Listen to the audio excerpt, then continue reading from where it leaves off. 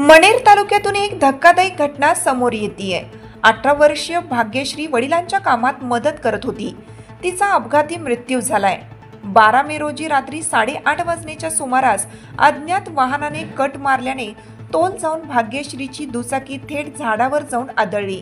या दुर्घटनेत भाग्यश्रीचा दुर्दैवी मृत्यू झालाय। भाग्यश्री ही जानवी येथील रहिवासी असून ती शिक्षण घेत असताना आपल्या वडिलांना दूध व्यवसायात मदत करत होती। दुधाचे 2 कॅन मोटरसायकलला बांधून ती जानव्याहून धुळे तर कधी अमळनेर येथे दूध पोहोचवण्याचं काम करत होती। काही दिवस वडिलांसोबत दूध वाटपाचं काम केलं आणि नंतर एकटीनेच मोटरसायकलवरून दूध घेऊन जाण्यास सुरुवात केली।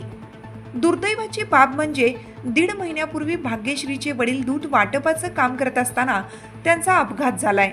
डॉक्टरांनी भाग्यश्रीच्या वडिलांना मोटरसायकल चालवण्यास मनाई केली। नेहमीप्रमाणे भाग्यश्री 12 मे रोजी दूध वाटपाचं काम करत असताना 8:30 वाजण्याच्या सुमारास MH19 EV 6027 क्रमांकाच्या मोटरसायकलवरून दुधाचे कॅन घेऊन अमळनेरकडे जात असताना लोणवे शिवारात अज्ञात वाहनाने तिला कट मारला। या दुर्दैवी अपघातात भाग्यश्री खाली पडून तिच्या डोक्याला गंभीर दुखापत झाली आणि मोठ्या प्रमाणात रक्तस्राव झाल्याने भाग्यश्रीचा मृत्यू झालाय।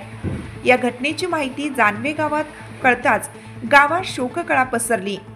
शिक्षणाबरोबर वडिलांच्या कामात मदत करत असताना 18 वर्षीय भाग्यश्री दीपक पाटील या तरुणीचा दुर्दैवी मृत्यू झालाय।